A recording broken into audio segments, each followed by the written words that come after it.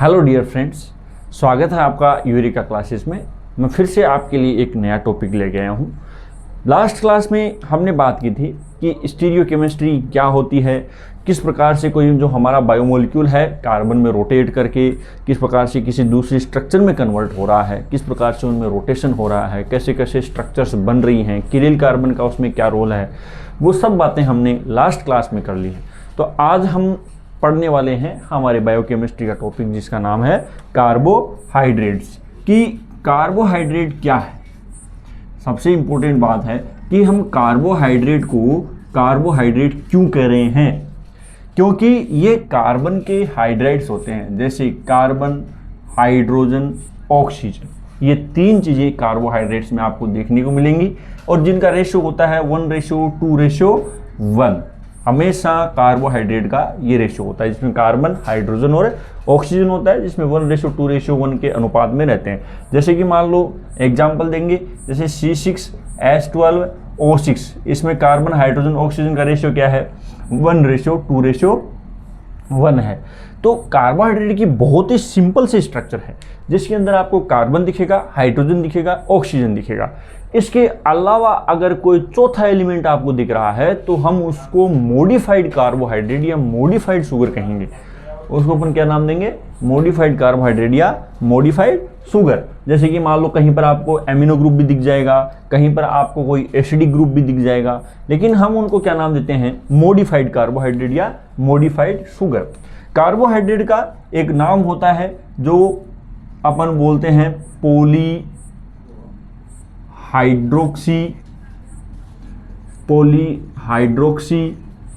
Alcohol, polyhydroxy alcohol and ketone, polyhydroxy alcohol and ketone. ये हम क्यों बोलते हैं, क्योंकि ये पॉलीहाइड्रोक्सी होते हैं। पॉलीहाइड्रोक्सी का क्या मतलब हुआ, हमने लास्ट क्लास में एक सिंपल सी शुगर की बात की थी जिसका नाम था ग्लिसरैल्डिहाइड। जिसका क्या नाम था, ग्लिसरैल्डिहाइड। तो ये ग्लिसरैल्डिहाइड है। अब ये सिंपलेस्ट शुगर है। ये कौन सी शुगर थी, सिंपलेस्ट शुगर थी। और सिंपलेस्ट शुगर है इसका मतलब 1, 2, इसके अंदर क्या है, 2 हाइड्रोक्सिल ग्रुप हैं। इसका मतलब सिंपल से सिंपल छोटी से छोटी शुगर के अंदर भी क्या दिख रहा है आपको, 2 हाइड्रोक्सिल ग्रुप दिख रहे हैं, इसलिए इनका नाम क्या है, पॉलीहाइड्रोक्सी एल्कोहल। एल्कोहल का मतलब ये इसके अंदर एल्कोहलिक ग्रुप है। या फिर क्या हो सकता है, कीटोन, पॉलीहाइड्रोक्सी कीटोन। इसी को अपन अगर कीटोन बनाएं तो ये पॉलीहाइड्रोक्सी कीटोन बन गया। ये लो, ये क्या बन गया, पॉलीहाइड्रोक्सी कीटोन। ये पॉलीहाइड्रोक्सी कीटोन जिसका आपको नाम सुना होगा डाईहाइड्रोक्सी एसीटोन। इसके अंदर 2 हाइड्रोक्सिल ग्रुप है, ये एसीटोन ग्रुप है। इस प्रकार से यहाँ पर भी 2 हाइड्रोक्सिल ग्रुप है, इसका मतलब ये भी पॉलीहाइड्रोक्सी ग्रुप है। या तो इसमें क्या हो सकता है, एल्कोहल यानी एल्डिहाइड ग्रुप था, या फिर इसमें क्या हो सकता है, कीटोन। इसलिए कार्बोहाइड्रेट्स को अपन क्या नाम देते हैं, पॉलीहाइड्रोक्सी एल्कोहल एंड कीटोन। उसी प्रकार से ये सिंपल सा कार्बोहाइड्रेट का एक जनरल सा इंट्रोडक्शन कि हम इसको क्यों बोल रहे हैं। दूसरी बात ये है कि कार्बोहाइड्रेट का हमारी बॉडी में रोल क्या है। हम सब चीज़ों को पढ़ते हैं, कार्बोहाइड्रेट को भी पढ़ते हैं, लिपिड को भी पढ़ते हैं, प्रोटीन में भी पढ़ते हैं। तो कार्बोहाइड्रेट का प्राइमरी रोल है हमारी बॉडी को एनर्जी देना। लिपिड का प्राइमरी रोल है, जैसे प्लाज्मा मेम्ब्रेन का कंटेंट सबसे ज़्यादा लिपिड होता है। इसका मतलब क्या हो गया कि लिपिड का प्राइमरी रोल क्या हो गया, प्लाज्मा मेम्ब्रेन का फॉर्मेशन करना। लिपिड का प्राइमरी ये भी रोल हो गया कि डिफरेंट प्रकार की फॉस्फोलिपिड सिंथेसिस करके और डिफरेंट प्रकार की अदर टाइप की लिपिड्स का सिंथेसिस करके क्या करती है कि टिश्यू की रिपेयरिंग भी करती है। जैसे कि किसी प्रकार का डैमेज हो गया तो टिश्यू क्या होगा, रिपेयरिंग हो गया। ये प्राइमरी फंक्शन है लिपिड का। प्रोटीन का प्राइमरी फंक्शन क्या है, हमारी बॉडी की स्ट्रक्चर को मेंटेन करना, फिजियोलॉजी को मेंटेन करना। जैसे कि मान लो हमारे बाल, नाखून, ये सब किस चीज़ के बने हुए हैं, प्रोटीन के बने हुए हैं, केराटिन प्रोटीन के बने हुए हैं। या हमारे हार्मोन्स किसके बने हुए हैं, प्रोटीन के बने हुए हैं। एंजाइम किसके बने हुए हैं, प्रोटीन के बने हुए हैं। इसका मतलब प्रोटीन का प्राइमरी काम क्या हो गया, फिजियोलॉजी को, हमारी स्ट्रक्चर को क्या करके रखना, मेंटेन करके रखना। इसका मतलब जो कार्बोहाइड्रेट है वो सबसे इजी सोर्स है क्या, एनर्जी देने का। इसीलिए जो कार्बोहाइड्रेट का प्राइमरी काम है वो क्या है, एनर्जी प्रदान करना। लिपिड हम पढ़ेंगे, उसमें भी पढ़ेंगे कि लिपिड किस प्रकार से काम करेगा। हम प्रोटीन पढ़ेंगे, उसमें भी पढ़ेंगे कि प्रोटीन क्या काम करेगा। फिलहाल हम यहाँ पर किसकी शुरुआत करते हैं, कार्बोहाइड्रेट की शुरुआत करते हैं। तो देखो, जब कार्बोहाइड्रेट के बारे में अपन बात करते हैं तो कार्बोहाइड्रेट का जो क्लासिफिकेशन किया गया है वो 3 टाइप से किया गया है। क्लासिफिकेशन आपका नाम सुना होगा, एक तो सुना है मोनोसैकेराइड, एक सुना है ओलिगोसैकेराइड और एक आपने सुना है पॉलीसैकेराइड। यानी कार्बोहाइड्रेट का क्लासिफिकेशन कितनी क्लास में किया गया है, 3 टाइप के कार्बोहाइड्रेट्स आपको देखने को मिलेंगे मेजर रूप से।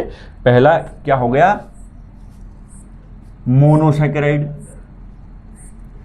पहला कार्बोहाइड्रेट है मोनोसैकेराइड।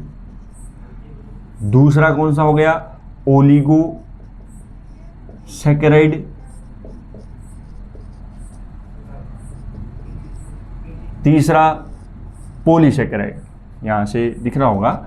तीसरा कार्बोहाइड्रेट कौन सा हो गया, पॉलीसैकेराइड। ये 3 प्रकार के कार्बोहाइड्रेट्स आपको देखिए किस बेसिस पे किया गया है कि कार्बोहाइड्रेट के अंदर सिंपलेस्ट यूनिट होती है उसको अपन नाम देते हैं शुगर। जैसे कि मान लो सबसे सिंपल शुगर होती है उसको मोनोसैकेराइड कहते हैं, जिसका आगे हाइड्रोलाइसिस नहीं किया जा सकता, जिसे आगे तोड़ा नहीं जा सकता, उसको अपन क्या नाम देते हैं, मोनोसैकेराइड। यानी सीधी सी बात है, जो सिंगल शुगर की यूनिट होती है उसको क्या नाम देंगे, मोनोसैकेराइड नाम देंगे। जैसे कि मान लो ग्लूकोज है, ये एक मोनोसैकेराइड है। जैसे कि मान लो माल्टोज है, नहीं फ्रक्टोज है, ये एक मोनोसैकेराइड है। जैसे मान लो डीएनए या आरएनए में राइबोस या डीऑक्सीराइबोस शुगर है, ये एक मोनोसैकेराइड है। आपने गैलेक्टोज पढ़ा, ये एक मोनोसैकेराइड है। आपने मैनोज पढ़ा, ये एक मोनोसैकेराइड है।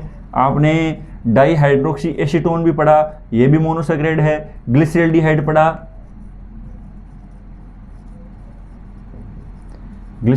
पढ़ा, इस प्रकार से बहुत सारे मोनोसैकेराइड्स होते हैं जो हम डेली लाइफ में अपने को देखने को मिलेंगे। वो जनरली ये अपने को शुगर्स देखने को मिलती हैं। तो ये मोनोसैकेराइड हो गई हमारे। ओलिगोसैकेराइड का क्या मतलब होगा, जिनके अंदर कुछ किताबें तो देखो ऐसे बताती हैं कि 2 से लेके 9 शुगर तक अगर जुड़ी हुई हैं तो वो ओलिगोसैकेराइड है। कुछ किताबें ऐसे भी बोलती हैं कि 2 से लेके 18 तक जब शुगर आपस में जुड़ी हुई हैं तो वो कौन सा है, ओलिगोसैकेराइड। तो हमको इन चीज़ों पे ध्यान नहीं देना। क्यों नहीं ध्यान देना, क्योंकि अपने को जो ओलिगोसैकेराइड मिलेगा या तो डाइसैकेराइड में ज़्यादातर मिलेगा। डाइसैकेराइड का मतलब जिसमें 2 शुगर जुड़ी हुई है, या फिर उससे ज़्यादा कितना मिल सकता है, 3 शुगर बायोलॉजिकल सिस्टम में। हालांकि हो सकता है कि कोई 18 शुगर की भी कोई कार्बोहाइड्रेट हो, या हो सकता है कि 7-8 शुगर की भी कार्बोहाइड्रेट हो, लेकिन हम जब बायोलॉजिकल सिस्टम में जो डेली रूटीन में पढ़ते हैं वो हमको 3 या 4 शुगर से ऊपर नहीं मिलेगा। इसका मतलब जो हमारे लिए ओलिगोसैकेराइड हो गया वो कितना हो गया, 4 या 5 शुगर तक हो गया क्या, ओलिगोसैकेराइड। लेकिन फिर भी आप ध्यान रखना, ये दोनों ही बातों में आपको कंफ्यूज नहीं होना है। कुछ किताबें 2 से लेकर 9 तक भी बोलेंगी और कुछ किताबें जो बोलेंगी वो 2 से 18 तक शुगर मिलेंगी। लेकिन दोनों ही हमारे लिए मैटर नहीं करेंगी कि जो बायोलॉजिकल सिस्टम में मिलेगी वो शुगर कितनी मिलेगी। मैक्सिमम से मैक्सिमम 4 शुगर की बनी हुई कोई ओलिगोसैकेराइड आपको देखने को मिल सकती है। वो जो शुगर जुड़ी हुई होती हैं वो कौन से बॉन्ड से जुड़ेंगी, ग्लाइकोसिडिक बॉन्ड। शुगर कौन से बॉन्ड से जुड़ेंगी, ग्लाइकोसिडिक बॉन्ड। यानी शुगर के बीच में जो बॉन्ड होता है, कार्बोहाइड्रेट के अंदर जो बॉन्ड होता है, उस बॉन्ड का क्या नाम होता है, ग्लाइकोसिडिक बॉन्ड होता है। दूसरी बात आती है पॉलीसैकेराइड की। पॉलीसैकेराइड के अंदर क्या बोलोगे कि 18 कार्बन से ऊपर हैं, कुछ भी हो सकता है, 18 कार्बन से ऊपर जितने भी होंगे उसको क्या नाम देंगे, पॉलीसैकेराइड। इनके बारे में डिटेल में अपन बात करेंगे। डिटेल में बात कब करेंगे, जब इनको इंडिविजुअली अपन पढ़ेंगे कि ओलिगोसैकेराइड है, पॉलीसैकेराइड है, मोनोसैकेराइड है, ये सब किस चीज़ की, किस प्रकार से ये चीज़ें होती हैं। तो देखिए, हम बात करते हैं सेपरेटली, और सेपरेट बात किसकी करेंगे, मोनोसैकेराइड की, कि भाई मोनोसैकेराइड क्या है। तो मोनोसैकेराइड का मतलब क्या हो गया, सबसे सिंपलेस्ट शुगर, जिस शुगर का आगे हाइड्रोलाइसिस नहीं किया जा सकता, उसको आप क्या नाम दे सकते हो, उसको आप मोनोसैकेराइड नाम दे सकते हो। मोनोसैकेराइड के अंदर खास बात है कि मोनोसैकेराइड के अंदर ग्लाइकोसिडिक बॉन्ड होता ही नहीं है। ग्लाइकोसिडिक बॉन्ड मोनोसैकेराइड में क्यों नहीं होगा, क्योंकि इसके अंदर शुगर आपस में जुड़ेंगी नहीं, सबसे सिंपलेस्ट शुगर है। तो इसलिए आपको विशेष ध्यान रखना कि मोनोसैकेराइड के अंदर ग्लाइकोसिडिक बॉन्ड नहीं होगा। तो देखिए, मोनोसैकेराइड की जब अपन बात करते हैं तो हमने लास्ट क्लास में इनकी स्ट्रक्चर की बात सबकी कर ली है। जैसे कि ग्लूकोज को हमने बनाया था, आपको मैं फिर से बता देता हूं, हमने ग्लूकोज को बनाया था तो ये ग्लूकोज था, क्योंकि हमने दो प्रकार की स्ट्रक्चर बनाई, एक तो बनाई थी चेन फॉर्म, एक बनाई थी रिंग फॉर्म। हमने कहा कि बायोलॉजिकल सिस्टम में कौन सी शुगर करेगी, बायोलॉजिकल सिस्टम में रिंग फॉर्म में जो शुगर प्रेजेंट है वो शुगर क्या होती है, बायोलॉजिकल सिस्टम में प्रेजेंट होती है। इसका मतलब ये ग्लूकोज की रिंग फॉर्म है, ये ग्लूकोज की क्या है, रिंग फॉर्म है। तो ग्लूकोज की जब अपन बात करते हैं तो ग्लूकोज सबसे इंपॉर्टेंट शुगर है। सबसे इंपॉर्टेंट शुगर क्यों है, क्योंकि जो हमारे ब्लड में प्रेजेंट होती है वो सबसे ज्यादा कौन सी शुगर प्रेजेंट होती है, ग्लूकोज प्रेजेंट होती है। क्यों, क्योंकि सबसे इजी वे में एनर्जी किससे मिलेगी, ग्लूकोज से एनर्जी मिलेगी। इसके अलावा मैं आपको कहूं कि जो हमारी आरबीसी हैं, आरबीसी 100% एनर्जी किससे लेती हैं, ग्लूकोज से लेती है।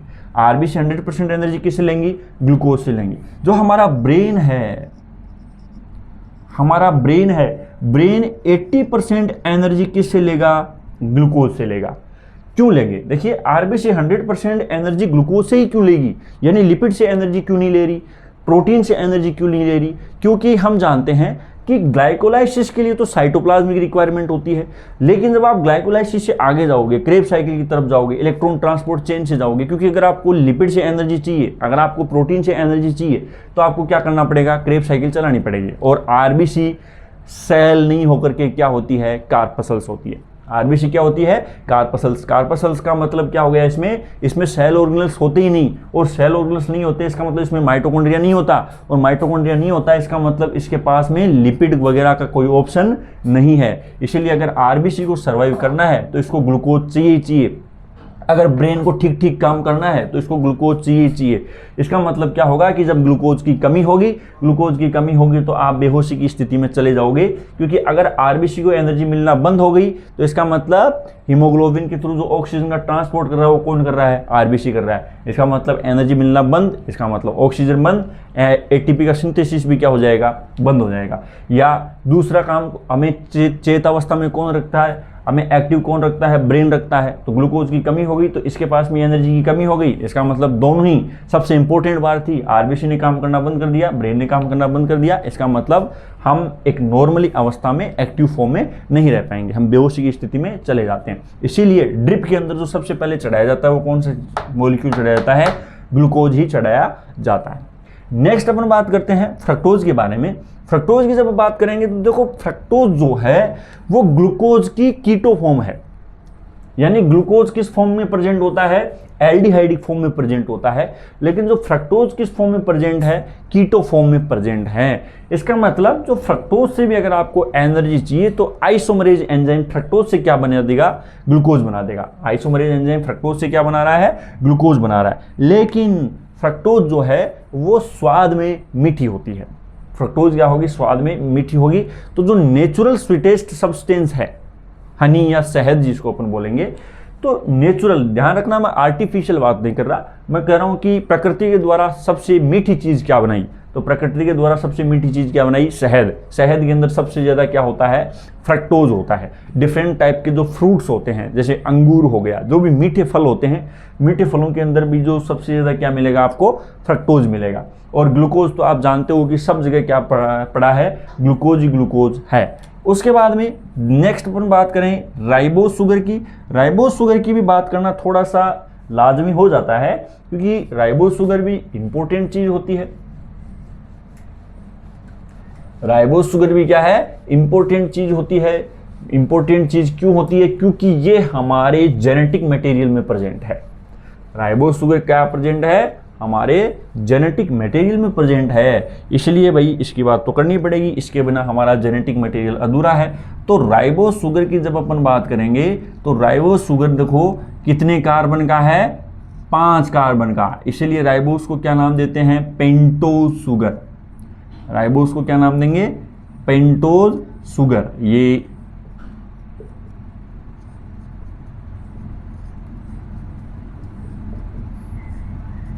ये हमारी राइबोज शुगर होगी।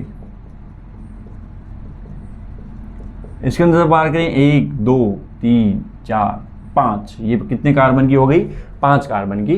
तो इसको क्या नाम दे दिया, पेंटोज शुगर। राइबोज की जब बात करोगे तो राइबोज शुगर है वो डीएनए में प्रेजेंट या आरएनए में प्रेजेंट होती है। डीएनए और आरएनए में प्रेजेंट होने वाली शुगर में डिफरेंस क्या है, एक छोटा सा शुगर है, छोटा सा डिफरेंस है, सॉरी छोटा सा डिफरेंस क्या है कि इस 2 नंबर कार्बन पर अगर हाइड्रोक्सिल ग्रुप प्रेजेंट है, 2 नंबर कार्बन पर क्या प्रेजेंट है, हाइड्रोक्सिल ग्रुप प्रेजेंट है, तो इसको नाम दे दिया राइबोज शुगर। और राइबोज शुगर किस में प्रेजेंट होती है, आरएनए में प्रेजेंट होती है।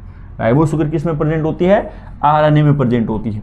और अगर 2 नंबर कार्बन पर हाइड्रोक्सिल ग्रुप प्रेजेंट नहीं होकर के ओनली हाइड्रोजन प्रेजेंट है, तो इसका नाम दे दिया जाता है डीऑक्सी राइबोज शुगर, क्योंकि 2 नंबर कार्बन से ऑक्सीजन को हटा दिया गया है। तो ये किस में प्रेजेंट होती है, डीएनए में।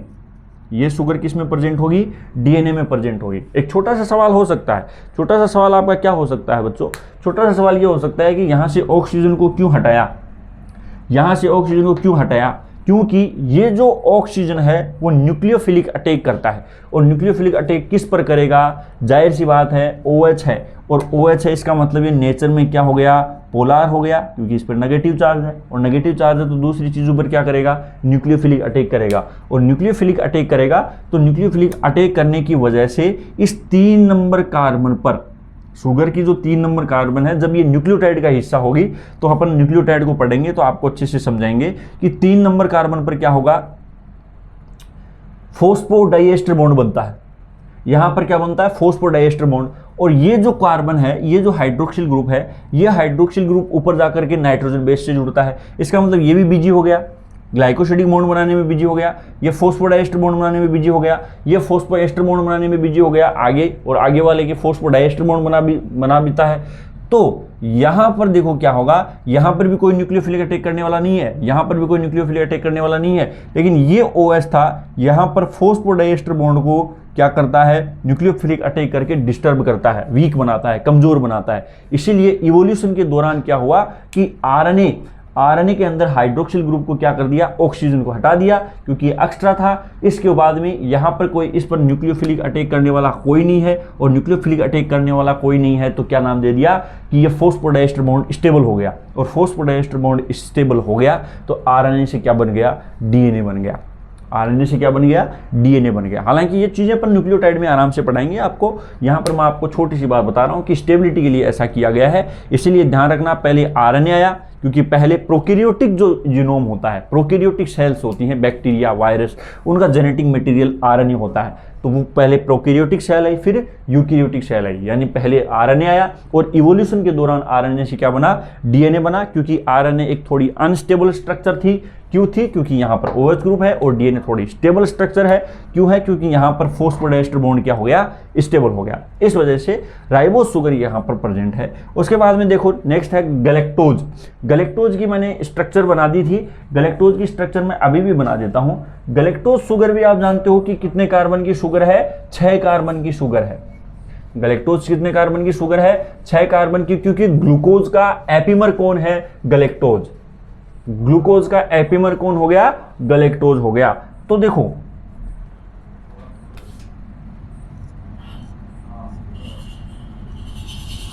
ये ग्लूकोज था, देखता हूं आपके ध्यान में है कि नहीं वो चीज। ये हमारा ग्लूकोज की स्ट्रक्चर थी, और जैसा कि आप जानते हो ग्लूकोज का C4 एपिमर कौन होता है, गैलेक्टोज।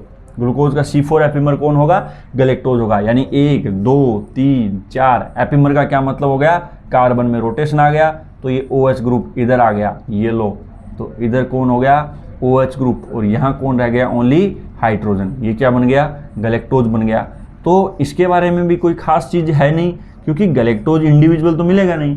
गैलेक्टोज कहाँ मिलेगा, लैक्टोज में। ओलिगोसैकेराइड में पढ़ेंगे गैलेक्टोज कहाँ मिल रहा है, लैक्टोज में मिल रहा है। इसीलिए मैनोज है, ग्लिसरेल्डिहाइड है। ग्लिसरेल्डिहाइड लगभग आप मान सकते हो कि पूरे कार्बोहाइड्रेट का प्रीकर्सर होता है, क्योंकि आप देखो ग्लाइकोलाइसिस में भी पढ़ोगे, फ्रक्टोज 1,6-बिस फॉस्फेट को तोड़ोगे तो ग्लिसरॉल्डिहाइड बन जाएगा, या फिर आप किसी भी शुगर का हाइड्रोलाइसिस करोगे तो वहां पर क्या बन जाएगा, ग्लिसरॉल्डिहाइड बन जाएगा। इसलिए ग्लिसरॉल्डिहाइड कितने कार्बन का है, 3 कार्बन का शुगर है, इसीलिए इसको अपन बोलते हैं ट्रायोज। उसके बाद में एक 4 कार्बन की शुगर और होती है, एरिथ्रोज, थ्रियोज, अगर आपने नाम सुना है तो वो 4 कार्बन की टेट्रोज बोलेंगे। 5 कार्बन की कौन सी शुगर है, पेंटोज, राइबोस और डीऑक्सीराइबोज। इसके अलावा एक लाइजोज भी शुगर होती है जो हार्ट में प्रेजेंट होती है। इसके अलावा गलेक्टोज है। तो ये कुल मिलाकर हमारे मोनोसैकेराइड थे। यहाँ पर मैं आपको बहुत ज़्यादा गहरी चीज़ें नहीं बता पाऊंगा। क्यों नहीं बता रहा, क्योंकि नॉर्मल चीज़ें हैं वो आप पढ़ते हो। मैं जो आपको एक इंपॉर्टेंट चीज़ें थी वो मैं आपको बता रहा हूँ, क्योंकि जो क्वेश्चन आते हैं वही चीज़ें मैंने आपको यहाँ पर एक्सप्लेन की है। दूसरी बात, हम स्टीरियो केमिस्ट्री में इन सब चीज़ों की स्ट्रक्चर पढ़ चुके हैं, तो वहाँ पर आप आराम से वहाँ देखिए। और यहाँ पर अपन मोनोसैकेराइड के बारे में एक सिंपल सा कॉन्सेप्ट पढ़ा कि भाई मोनोसैकेराइड क्या है, कार्बोहाइड्रेट क्या होते हैं। तो थैंक यू सो मच। हम आगे पढ़ने वाले हैं बहुत जल्दी, जिसका नाम है ओलिगोसैकेराइड। उसमें कुछ चीज़ें इंपॉर्टेंट हैं। ओलिगोसैकेराइड के बाद में बात करेंगे पॉलीसैकेराइड की, और पॉलीसैकेराइड में तो बहुत ही ज़्यादा इंपॉर्टेंट चीज़ें हैं। और पॉलीसैकेराइड शुगर जो है वो मेन शुगर है, इसीलिए आपको यहाँ पर विशेष तौर पर ध्यान रखना कि मोनोसैकेराइड आपका बेसिक है, और ओलिगोसैकेराइड से ही मोस्टली क्वेश्चन आते हैं, जहाँ पर जो ग्लाइकोसिडिक बॉन्ड बनते हैं वो ग्लाइकोसिडिक बॉन्ड किस प्रकार का बन रहा है और कौन कौन से कार्बन के साथ बन रहा है, वो चीज़ें काफ़ी ज़्यादा इंपॉर्टेंट होती है और वहाँ से काफ़ी ज़्यादा क्वेश्चन आते हैं। और जो पॉलीसैकेराइड है उससे और भी ज़्यादा क्वेश्चन आते हैं, क्योंकि नेचर में ऐसी बहुत सारी चीज़ें हैं जहाँ पर किससे चीज़ बनी हुई है, पॉलीसैकेराइड से बनी हुई है। तो थैंक यू सो मच। मिलते हैं अपन जल्दी नेक्स्ट वीडियो में।